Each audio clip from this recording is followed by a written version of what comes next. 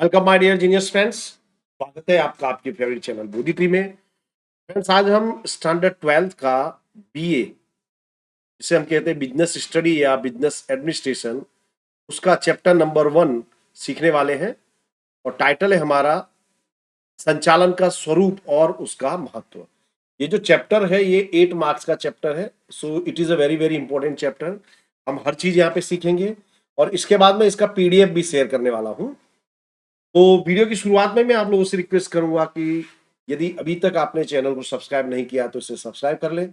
अपने मित्रों को इसके बारे में अवश्य बताइएगा कि बहुत कम विद्यार्थी जानते हैं इस चैनल के बारे में। Okay, so now let's start. पहले तो हम समझते हैं संचालन का मतलब क्या होता है। तो संचालन का अर्थ होता है अन्य व्यक्तियों से काम लेने की कला। बहुत इंपॉर्टेंट चीज है ये। यानी यदि आपको बिजनेस में सक्सेसफुल होना है, आप या फिर जीवन में कहीं पे भी, तो हर काम आप नहीं कर सकते हो। तो आप तभी सफल होगे जब आपको दूसरे व्यक्तियों से काम कराने की कला आती है। इसे हम कहते हैं संचालन। लिविंगस्टन ने इसकी डेफिनेशन देते हुए कहा है, कम से कम समय और व्यय उपलब्ध साधनों का श्रेष्ठ उपयोग करके इकाई के निर्धारित लक्ष्य को प्राप्त करने का कार्य अर्थात संचालन। देखिए, आपको समय भी कम खर्च करना है, खर्च भी कम होना चाहिए, और जो उपलब्ध साधन है उनका मैक्सिमम उपयोग करना है। और जो हमारा जो गोल है, हमारा जो लक्ष्य है, उसको हम प्राप्त करते हैं। इसे हम कहते हैं संचालन। संचालन का स्वरूप। तो संचालन का स्वरूप है, पहला है ये उद्देश्य लक्षी प्रवृत्ति, यानी कि जो भी हम संचालन करते हैं, जो एडमिनिस्ट्रेशन करते हैं, उसके पीछे एक लक्ष्य होता है। आप कोई भी संचालन कर रहे हो तो उसके पीछे कारण होता है। दूसरा, सर्वव्यापी प्रवृत्ति। अरे दुनिया में हर जगह पे आपको ये प्रवृत्ति देखने को मिलेगी। आपके जीवन में, आप स्टूडेंट हो क्या हो, यानी आपको जैसे कहीं जा रहे हो, आप कहीं पे घूमने, आप पूरा प्लानिंग करके जाते हो कि आपको कहाँ जाना है, कहाँ रुकना है, के क्या क्या सामान लेके जाना है। तो ये भी एक प्रकार का एडमिनिस्ट्रेशन है। घर में भी इसी तरह की प्रवृत्ति देखने को मिलती है। ये सतत प्रवृत्ति है ना, संचालन लगातार चलने वाली प्रक्रिया है। जब तक आपको आपका जीवन, जो आपका जो लक्ष्य वो प्राप्त नहीं हो जाता है, तब तक आपको वो प्रक्रिया करनी होती है। बीच में आप रुक नहीं सकते। ये मानवीय प्रवृत्ति, ये मनुष्य के साथ जुड़ी हुई। और ये सामूहिक प्रवृत्ति है, क्योंकि इसमें हर काम आप नहीं करते, आप, आपकी टीम साथ में मिलकर काम करते हो। ये टीम वर्क होता है। निर्णय प्रक्रिया, इसमें जो निर्णय प्रक्रिया सबसे महत्वपूर्ण है। निर्णय के आधार पर ये जो हमको सफलता है निष्फलता इसमें मिलती है। जो संचालन एक विज्ञान भी है, कला भी है और व्यवसाय भी है। तीनों चीजें हैं। ओके, तो ये देखा हमने संचालन का स्वरूप। देख रहे हैं संचालन का महत्व। तो लक्ष्य की प्राप्ति होती है, यानी अगर आपने गोल नहीं बनाया जीवन का, दोस्तों, तो यहाँ पे मैं कहना चाहूंगा कि यदि जिसके जीवन में कोई लक्ष्य नहीं है, जिस मनुष्य के, वो जिंदा ही नहीं है मेरे हिसाब से। अगर लक्ष्य होगा तो ही आप कुछ चीज को प्राप्त कर सकते हो। आपको सपोज मैंने किसी चौराहे पे खड़ा कर दिया, ये देखिए ये चौराहा है, ये दिशा ए है, ये दिशा बी है, ये सी है, ये डी है। आप यहाँ खड़े हो, अब आपको मालूम नहीं कि आपको जाना कहाँ है, आपका लक्ष्य क्या है। तो क्या होगा, आप यहीं इर्द गिर्द चक्कर मारते रहोगे, आप कहीं पहुंचोगे नहीं। के यानी जिसके जीवन में कोई लक्ष्य नहीं होता, वो अपना जीवन व्यर्थ गंवा देता है। के तो ये संचालन जो होता है, जो एडमिनिस्ट्रेशन होता है, ये लक्ष्य प्राप्ति के लिए जरूरी होता है। इससे लक्ष्य की प्राप्ति होती है। ये प्रत्येक क्षेत्र में जरूरी है। इसकी सबसे बड़ी व्यवस्था होती, ये विशेषता ये होती कि इसमें हमको जो भी साधन उपलब्ध हैं उनका हम मैक्सिमम उपयोग कर पाते हैं। ये कला है। व्यवसाय की सफलता का आधार संचालन पे होता है कि आप उसका किस तरह से एडमिनिस्ट्रेशन कर रहे हैं।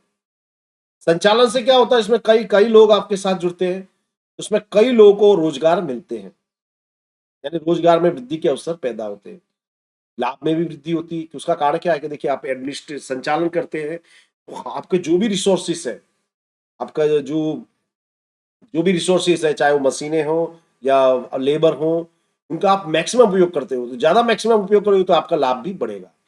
इससे सामाजिक लाभ होता है और राष्ट्रीय उद्देश्यों की पूर्ति होती है। ये संचालन का महत्व है। आगे चलते हैं हम दोस्तों।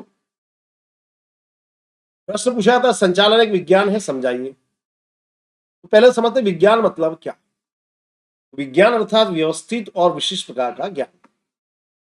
विज्ञान में नीति, नियम, सिद्धांत, इन चीजों का समावेश होता है। और संचालन में भी यही चीजें हमको देखने को मिलती है। संचालन में भी एक विशिष्ट प्रकार का साइंस होता है, इसमें नीति, नियम सब चीजों का समावेश होता है। संचालन में भी व्यवस्थित, विशिष्ट और व्यवस्थित प्रकार ज्ञान की आवश्यकता होती है। जो संचालन होता है, एडमिनिस्ट्रेशन होता है, जैसे आपने एक संस्था का नाम सुना होगा, IIM, Indian institute of management. ये जो संस्था ये संचालन का कार्य सिखाती है, जैसे आप MBA की डिग्री कहते हैं, master of business administration, administration and संचालन। यानी इसमें एक प्रकार की ट्रेनिंग दी जाती है, ये एक प्रकार का ज्ञान है, जिसको आता है वही ये कार्य कर सकता है, हर व्यक्ति ये काम नहीं कर सकता।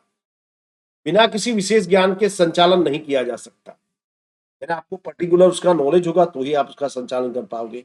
संचालन में भी नीति, नियम और सिद्धांत निश्चित किए जाते हैं, जिसकी मदद से इकाई के लक्ष्य को प्राप्त किया जा सकता है। देखिए, आप अपने जो भी रिसोर्सेज है उनका आप उपयोग कर रहे हैं, आपका जो लक्ष्य है वो आपको बड़ी आसानी से प्राप्त हो जाता है। संचालन में भी विज्ञान की देखे तो दो अयो आपने सारे मुद्दे देखे, उसपे से हमको ये मिला कि इस संचालन में नीति, नियम, सिद्धांत और एक विशिष्ट ज्ञान होता है, इसलिए हम इसे क्या कह सकते हैं, विज्ञान। यानी इसमें विज्ञान के सारे लक्षण होते हैं। ओके, संचालन एक कला है, समझाइए। तो देखिए, एडमिनिस्ट्रेशन करना यानी आपको जीवंत लोगों के साथ करना है, काम करना है, मनुष्य के साथ काम करना है। और आप मनुष्य जानते हो, मनुष्य नाम का जो प्राणी होता है, सबका वे ऑफ थिंकिंग अलग होता है। ऐसे व्यक्ति से यानी जीवंत व्यक्ति से अपना उद्देश्य पूरा करवाना, ये कब हो सकता है, जब आपको ह्यूमन, मनुष्य के साथ व्यवहार करने की कला आती है। ठीक है, देखो कला अर्थ, पहले मैं बता रहा हूं कला का मतलब क्या होता है। तो कला अर्थात कार्य करने में व्यक्ति की निपुणता या कौशलता। तो कला में कौशलता और निपुणता होने के साथ साथ सैद्धांतिक विज्ञान भी होना चाहिए, यानी इसमें सिद्धांत भी आते हैं। निपुणता तो चाहिए, विज्ञान सिद्धांत भी आते हैं। संचालन में भी कला के लक्षण दिखाई देते हैं। संचालन में समाविष्ट व्यक्ति अपनी निपुणता, कौशलता, ज्ञान, सूझबूझ और चातुर्य से उसे महत्वपूर्ण बना देता है। यानी जो संचालन करता है व्यक्ति, वो निपुण होना चाहिए, जो जो भी उसका फील्ड है उसको उसको अंदर स्किल होनी चाहिए, उसको ज्ञान होनी चाहिए, उसके अंदर सूझबूझ होनी चाहिए कि किसी व्यक्ति के साथ कैसे व्यवहार करना है, जिससे व्यवसाय की सफलता और लक्ष्य प्राप्ति होती है। यानी जो व्यक्ति जितना सफल एडमिनिस्ट्रेटर होगा, वो बिजनेस को उतना ही सफल बना देगा और जो लक्ष्य है उसकी प्राप्ति होगी। संचालन में भी सैद्धांतिक ज्ञान के साथ साथ टेक्निकल ज्ञान होना भी आवश्यक है। जैसे आपको एक उदाहरण बताऊं कि जो इंजीनियरिंग का व्यवसाय ले लीजिए, इंजीनियरिंग के आधारित जो कंपनीज होती हैं, इसमें व्यक्ति वो सफल होता है जिसको इंजीनियरिंग का नॉलेज तो है ही, और उसके साथ साथ उसमें मानवीय गुण अधिक होने चाहिए। ओके, यानी उसमें सूझबूझ होनी चाहिए। आपके अंदर खाली सब्जेक्ट का ज्ञान हो उससे काम नहीं होगा, आपके अंदर सूझबूझ होनी चाहिए, सैद्धांतिक ज्ञान होना चाहिए, तो ही आप सफल हो सकते हो। तो डॉक्टर जॉर्ज टेरी के अनुसार कला व्यक्ति को काम करना सिखाती है। इस प्रकार से संचालन भी एक प्रकार की कला है। ओके, नाउ नेक्स्ट क्वेश्चन, संचालन एक व्यवसाय है, समझाइए। देखिए, व्यवसाय यानी प्रोफेशन। तो व्यवसाय अर्थात किसी भी क्षेत्र में समाविष्ट ज्ञान प्राप्त करके उस ज्ञान का लाभ देकर समाज में से फीस प्राप्त करना, ऐसी प्रवृत्ति को व्यवसाय कहते हैं। जैसे मैंने आपको उदाहरण बताया था, IIM। आप IIM में जाओगे, पढ़ोगे, आपको MBA की डिग्री मिलेगी, यानी आप ट्रेंड हुए, अपनी डिग्री ली, उसके बाद आप जाते हो समाज में, आप जॉब करते हो या व्यवसाय करते हो, बिजनेस करते हो। उससे क्या होता है कि आपको जो ट्रेनिंग ली उससे आपको लाभ होगा, समाज को भी लाभ होगा, और आप जॉब करोगे उसके बदले आप फीस लोगे या पगार लोगे, कुछ भी कहिए उसको। आप क्या है, एक प्रकार का ये व्यवसाय हो गया। तो जैसे उदाहरण बताया, चार्टर अकाउंटेंट, डॉक्टर, वकील आदि। तो संचालन में भी व्यवसाय के लक्षण दिखते हैं। संचालन में भी विशिष्ट ज्ञान की आवश्यकता होती है, पर्टिकुलर ज्ञान आपको होगा तो ही आपको उस फील्ड में नौकरी मिलेगी, जो हमारे ज्ञान में वृद्धि करता है और नए संशोधन में मददगार होता है। तो आपको संचालन आता है तो उसके कारण क्या होता है, आपकी जो ज्ञान में वृद्धि तो होती है और आपका काम को वो आसान बना देता है। संचालन का शिक्षण देने वाली संस्था व्यावसायिक मंडल द्वारा कार्यरत है, जैसे मैंने IIM का उदाहरण दिया। इसी तरह जो संस्थाएं हैं, ये व्यावसायिक मंडल इंस्टीट्यूट के द्वारा चलाई जाती है, लोगों को स्पेशल ट्रेनिंग दी जाती है। यह व्यावसायिक मंडल अपने नैतिक दायित्व को और आचार संहिता को पालन करने में मदद रूप बनता है। व्यवसाय के लिए MBBS, MD, MS, BBA, MBA ये सब की डिग्री आवश्यक है। ये डिग्री आवश्यक नहीं होगी तो आपका भला कैसे होगा, आपको वो काम नहीं कर सकते। भारत में संचालन का शिक्षण देने वाली संस्था है आईआईएम, बेस्ड इंस्टीट्यूट है। तो ये सारे जो लक्षण दिखाते हैं कि संचालन भी एक प्रकार का व्यवसाय है। आप कोई पर्टिकुलर ट्रेनिंग लेते हो, उसके बदले आप उसमें फीस प्राप्त करते हो, तो ये क्या बन जाता है, एक प्रकार का व्यवसाय। संचालन के विविध स्तर देखिए, ये पिरामिड आकार का होता है। सबसे टॉप पर होता है संचालक मंडल। ये जो हिस्सा है ये उच्च स्तर का संचालन होता है। सबसे ऊपर है संचालक मंडल, जिसमें सीईओ, एमडी वगैरह आते हैं। फिर मैनेजिंग डायरेक्टर, जनरल मैनेजर, ये उच्च स्तर के संचालन के अंतर्गत आते हैं। फिर मध्यम स्तर का संचालन, इसमें आ जाते हैं विभागीय अधिकारी, जो प्रोडक्शन डिपार्टमेंट है, सेल्स डिपार्टमेंट है, परचेज डिपार्टमेंट है, फाइनेंशियल डिपार्टमेंट है। ये मध्य स्तर का संचालन संभालते हैं। सबसे नीचे बॉटम में होते हैं निरीक्षक, जॉबर और फॉरमैन। ये नीचे होते हैं जो ये ऊपर वाले जो गोल को निश्चित करते हैं, लक्ष्य को निश्चित करते हैं, ये उस गोल को पूरा करने में के लिए जो प्लानिंग करते हैं। और ये जो नीचे वाले जो लोग हैं, ये उस लक्ष्य को, उस गोल को पूरा करते हैं। देखिए, उच्च स्तर संचालन है, टॉप लेवल का संचालन। संचालन का यह प्रथम स्तर है। उच्च स्तर में संचालन के संचालक मंडल, मैनेजिंग डायरेक्टर, जनरल मैनेजर, मुख्य प्रबंधकीय अधिकारी, सीईओ, ये सबका समावेश होता है। ये याद रखिएगा कि उच्च टॉप लेवल के एडमिनिस्ट्रेशन में कौन कौन आते हैं। उच्च स्तर को शिखर स्तर और सर्वोच्च स्तर भी कहते हैं, ये भी याद रखिएगा, शिखर स्तर और सर्वोच्च स्तर। इनका कार्य है, उच्च स्तर ट्रस्टी के रूप में कार्य करता है। इकाई के मुख्य और गौण उद्देश्य निश्चित करता है। ये बताता है कि जो इकाई, जो यूनिट है, कंपनी, उसका उद्देश्य क्या है। इकाई के लिए अलग अलग योजनाएं बनाता है। इकाई इकाई के अमलीकरण योजना करता है। मुख्य प्रबंधकीय अधिकारी, जनरल मैनेजर, मैनेजिंग डायरेक्टर की नियुक्ति करता है। जो सीईओ और एमडी जो होते हैं आपके, वो उनके अपनी कंपनी के लिए डायरेक्टर, मैनेजिंग डायरेक्टर, ये सबकी नियुक्ति करते हैं। विविध विभागों द्वारा तैयार किए गए अंदाज पत्र की स्वीकृति देते हैं। देखिए, आपके अलग अलग डिपार्टमेंट है, जैसे मैंने बताया sales department, purchase department, finance department, उनका जो अलग अलग बजट होता है उसको मंजूर करने का काम टॉप लेवल के एडमिनिस्ट्रेशन करता है। इकाई के लिए आवश्यक रिपोर्ट तैयार करके सूचना देने का कार्य करता है। और यदि कोई सूचना हो तो ऊपर से नीचे की ओर आती है। कानून का पालन करना और व्यूहात्मक निर्णय लेने का कार्य करता है। तो टॉप लेवल का एडमिनिस्ट्रेशन होता है, ये जो उस कंपनी के लिए जो भी नियम कानून का पालन करता है और उसके आधार पे वो निर्णय लेके कंपनी को चलाते हैं। इकाई के विविध समस्याओं का अध्ययन करके निवारण करता है। अब देखिए, अगर कोई यूनिट में, कोई कंपनी में कोई समस्या आती है, उसका जो सारा सॉल्यूशन, जो अंतिम निर्णय किसका होता है, टॉप लेवल के अधिकारियों का। टॉप लेवल के अधिकारी हैं, उनका निर्णय लास्ट एंड फाइनल होता है। फिर ये जो टॉप लेवल का एडमिनिस्ट्रेशन है, लाभ का विभाजन करता है, डिविडेंड बांटता है, लाभ को पुनर्विनियोग, री इन्वेस्टमेंट करता है। यानी जैसे मान लो कोई कंपनी चला रहे अपने, तो मान लीजिए 100 करोड़ का मुनाफा आ गया, तो वो उसमें से मान लीजिए 50 करोड़ उसमें से बांट दिए गए अलग अलग चीजों के लिए। जो 50 करोड़ बचे उसको खर्च नहीं कर दिया जाता है, उसको री इन्वेस्टमेंट करते हैं, कंपनी में ही बढ़ाते हैं या फिर कोई नया बिजनेस खोला जाता है। जैसे कहते हैं हम री इन्वेस्टमेंट, यानी पुनः विनियोग। ये सब का डिसीजन कौन लेता है, टॉप लेवल का एडमिनिस्ट्रेशन। फिर मध्य स्तर संचालन। मध्य स्तर संचालन के उच्च स्तर और निम्न स्तर को जोड़ने वाली महत्वपूर्ण कड़ी। मध्य स्तर ऊपरी और निचली दोनों को जोड़ने वाली कड़ी माना जाता है, क्योंकि ऊपर से ऑर्डर लेके आता है और नीचे वालों से ऑर्डर का पालन कराता है। ठीक है। मध्य स्तर संचालन में विभागीय अधिकारी का समावेश होता है, जिसमें उत्पादन, क्रय विक्रय कर्मचारी, वित्त विभाग, ये सबका समावेश होता है। मध्य स्तर के अधिकारियों के स्तर के रूप में जाना जाता है। अब इसका कार्य देखते हैं हम मध्य स्तर का। ये उच्च स्तर द्वारा दिए गए आदेशों का पालन करता है। उच्च स्तर के नीति विषयक निर्णय में सहायक रूप बनता है। अब देखिए, नीचे जो लेवल है, जो टॉप लेवल है, नीचे का जो लेवल है, बॉटम लेवल का, जहाँ पे मजदूर वगैरह आते हैं, उनकी कोई समस्या है, कोई चीज है, कोई, तो उसको ये ऊपर तक पहुंचाता है।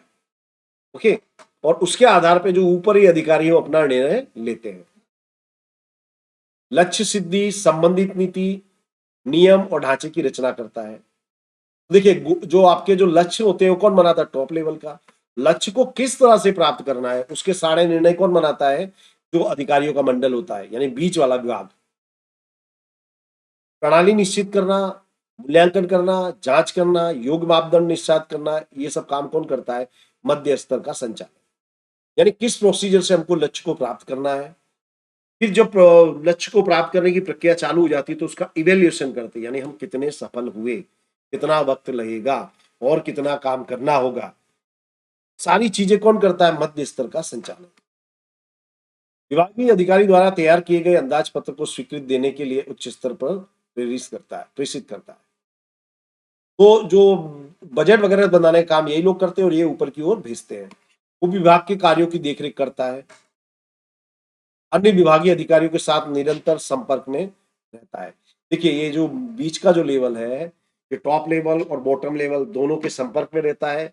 दोनों के बीच की जोड़ती कड़ी जैसा आप देख सकते हैं, ये लगातार दोनों के संपर्क में रहता है। यानी ये हम कह सकते हैं कि ये जीवन रेखा की तरह होता है और ये जीवन रेखा की तरह होता है और जो सही ऑक्सीजन है सही जगह पे पहुंचाता है।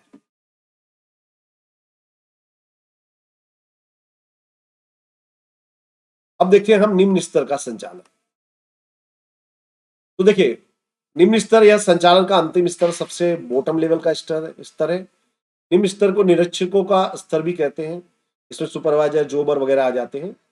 जोबर है, फॉरमैन है, ये इनका इसमें समावेश होता है। इनका कार्य क्या है? उच्च स्तर के द्वारा दिए गए आदर्शों का पालन करना। ऊपर से जो इनसे ऊपर वाले यानी मध्य वाले भी और सबसे टॉप वाले भी, उनके जो भी आदेश है उनका ये पालन करते हैं। विभागीय अधिकारियों को कार्य की सूचना देना और कार्यक्रम प्राप्त करना। देखिए, ऊपर से जो ऑर्डर आते हैं वो क्या है, किस दिशा में जाना है, वो सारे ऑर्डर ये लोग ऊपर से लेते हैं। फॉर एग्जाम्पल आपको उदाहरण बताऊं, जैसे मान लो ठंडी के सीजन चल रहे हैं अभी, विंटर में मान लो कि मोंटे कार्लो कंपनी है जो स्वेटर बनाने का काम करती है, तो यहाँ पे जो नीचे वाले जो बॉटम लेवल के जो लोग हैं वो क्या करेंगे? ऊपरे वालों से लेंगे कि हमको भाई इस बार कितना प्रोडक्शन करना है, ओके, और किस चीज का कितना प्रोडक्शन करना है, स्वेटर कितने बनाने, जैकेट कितने बनाने हैं, ओके, मटेरियल कहाँ से लाना है, सारे जो ऑर्डर ये ऊपर से प्राप्त करके उसको कार्यान्वित करते हैं।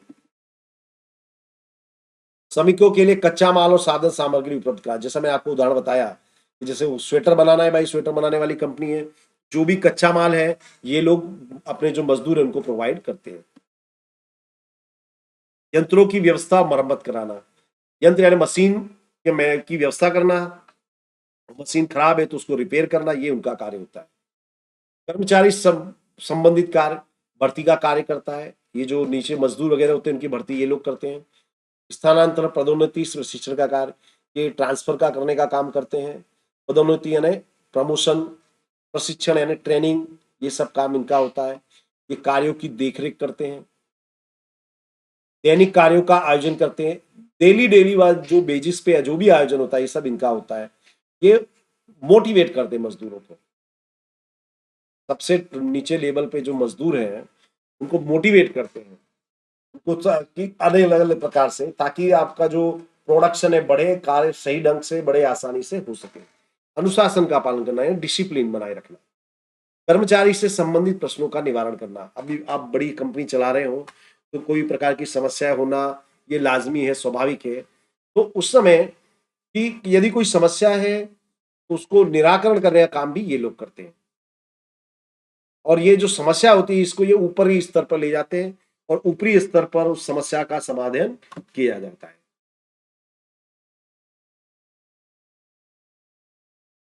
संचालन के उच्च स्तर, मध्य स्तर और निम्न स्तर के बीच अंतर बताइए। देखिए, तो देखिए अलग अलग इस लेवल पे हम देख रहे हैं। पहले उच्च स्तर है, ये मध्य स्तर है, ये निम्न स्तर है। ओके, तो पहले देखिए संचालन प्रबंध में क्या क्या योगदान है। तो देखिए उच्च स्तर है, संचालन अधिक और प्रबंध कम करता है। यानी ये रॉ मटेरियल लाना वगैरह ये सब इनका काम नहीं है। ये जो मेन काम है, जो एडमिनिस्ट्रेशन है वो करते हैं। और जो मध्य स्तर है, संचालन कम और प्रबंध अधिक करता है। इनका काम होता है व्यवस्था बनाएगा। और ये निम्न स्तर संचालन बहुत कम, प्रबंध बहुत अधिक करता है। जो भी चीज प्रोवाइड करना है, जैसे हमने उदाहरण देखा कि कोई मशीन लाना है तो ये लाएंगे, मशीन खराब होगी तो उसको रिपेयर करने का काम भी यही करेंगे। कौन? निम्न स्तर वाले। यानी इनका मुख्य काम होता है प्रबंध करना। तो देखिए, उच्च स्तर ये प्रथम स्तर है, और ये जो मध्य स्तर ये द्वितीय स्तर है, और ये जो निम्न स्तर ये तीसरा स्तर है। और जो प्रथम स्तर है उसको हम शिखर स्तर भी कहते हैं, और ये जो मध्य स्तर है इसको हम अधिकारियों का स्तर भी कहते हैं, और जो थर्ड है, जो तीसरा है निम्न स्तर, इसे हम निरीक्षकों का स्तर भी कहते हैं। अधिकार और दायित्व, क्या क्या इनके जिम्मेदारियां, क्या क्या है, क्या क्या इनके अधिकार है। तो पहला जो है उसके अधिकार ज्यादा है। प्रथम स्तर जो है, जो टॉप लेवल का शिखर स्तर है, इनके राइट्स इनके पास बहुत ज्यादा होते हैं, इनके दायित्व कम होते हैं। तो मध्य स्तर है, इसका अधिकार कम होता है, इनमें जिम्मेदारियां अधिक होती है और वो लिमिटेड होती है। जब और जो सब तीसरा जो स्तर है निम्न स्तर, इनको अधिकार बहुत कम होते हैं और जिम्मेदारियां उपविभाजन तक सीमित रहती है। और इसमें प्रथम स्तर में कौन कौन आता है? General manager, managing director. मध्य स्तर में आते हैं विभागीय अधिकारी, और तीसरे में आते हैं निरीक्षक, जॉबर और फॉरमैन। ओके, तो दोस्तों यहाँ मैंने जो फर्स्ट पार्ट आपको बना के दे दी, अभी दूसरा हम देख लेते। चलिए, और भी चीजें आ रही। कर्मचारी की संख्या, तो टॉप लेवल इसमें सरकार कर्मचारी कम होते हैं, और जो मध्य स्तर इसमें टॉप लेवल की अपेक्षा अधिकारी थोड़े अधिक होते हैं।